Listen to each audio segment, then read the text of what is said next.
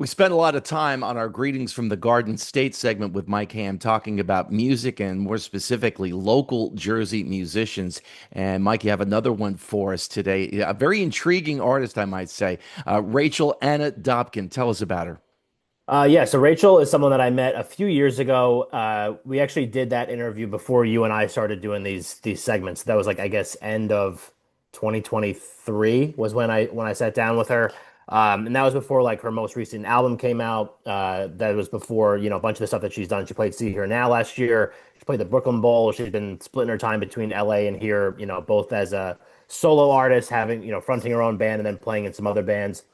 She's a multi-instrumentalist, so she plays drums, guitar, the whole deal, and sings, obviously. And she's like a really talented person. So we had her through on our Friday show that we do from Lackawanna Station in Montclair, and played some tracks, played some live music. She played some live music for us. It wasn't me, thank God. But it was a lot of fun, and just like a super talented person, and just someone that I've gotten to know over the last few years. I know she has a jazz background when it comes to her musical training. And when I first went to listen to her, I was kind of expecting some late Joni Mitchell type stuff. And that's definitely not what it is. It leans more, I think, towards Amy Winehouse than Yeah. it might towards Joni Mitchell. Despite the jazz background, there's much more of a rock feel, indie rock feel, if you want to put a label on it. I'm not crazy about labels, but I understand why people use them. But that was the vibe that I got. Yeah.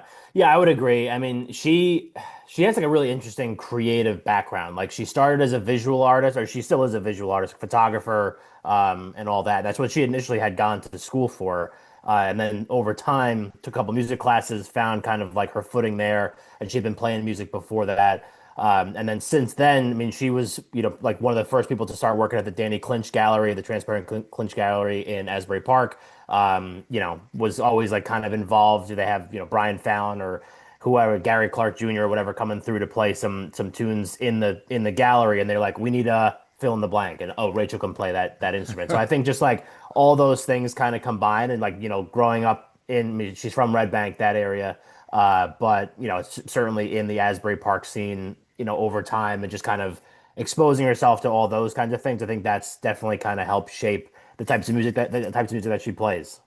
And this kind of harkens back to a conversation that you and I have had multiple times. The manner in which local artists, independent artists, get their music out these days, which is so different from when it was 30, 40 years ago, really kind of goes back to late 60s, maybe very early 70s with the advent of FM rock radio and how bands was kind of like word of mouth.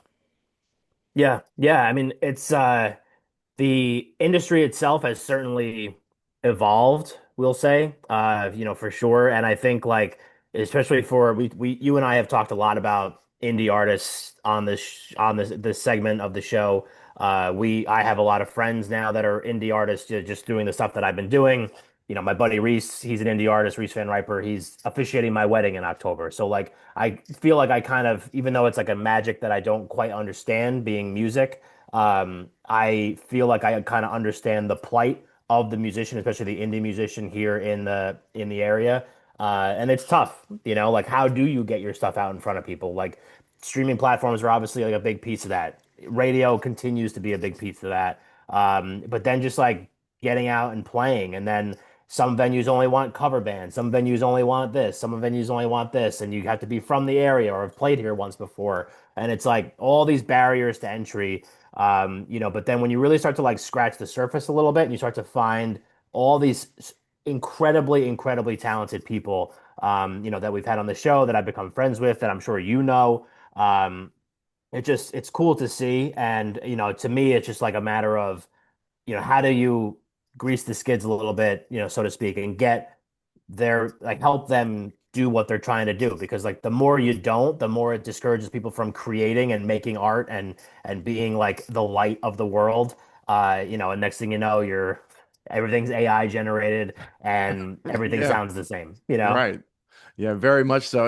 As we're talking, I'm thinking of different bands that have been extremely successful, and like Metallica was selling out major venues without the benefit of much, if any, radio airplay. That has changed, of course, in the last Yeah. couple of decades. The Dave Matthews Band was another example of a band that just toured relentlessly, building up a huge following with whether it was YouTube or sharing jam tapes, what have you, merchandising for sure.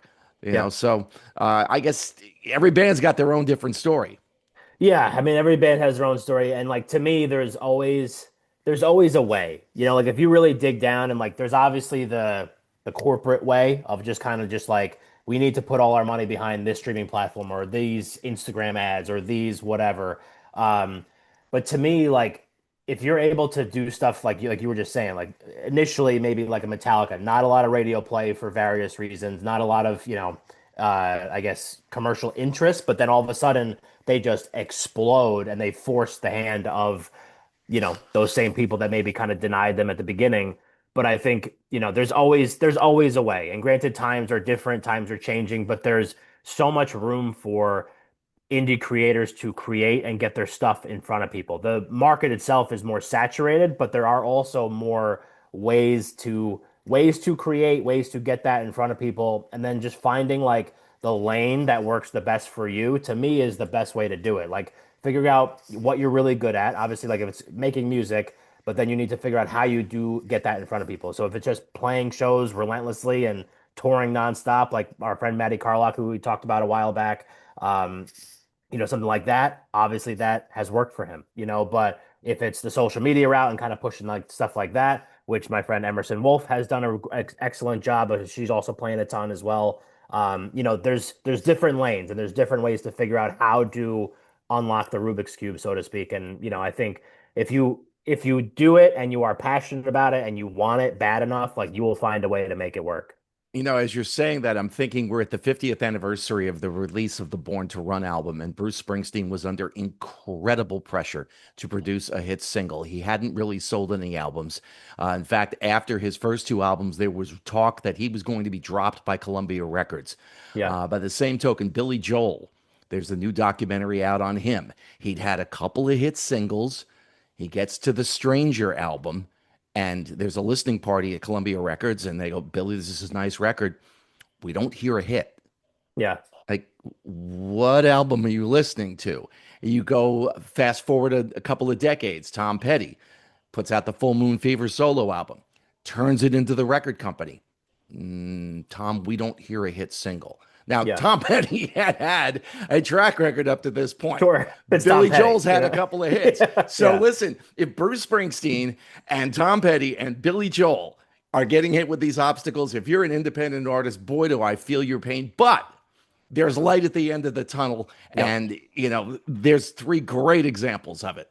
Yeah, yeah. I mean, listen, that's a great example. Just kind of like looking at artists that like. And I remember this is back, when we ran our first ever Jersey Fest. I remember one of the comments that I got on. We were running ads because I need to sell tickets, so we do that. So we were running a Facebook ad, and one of the comments was, "Why would I pay money for bands that I don't know?"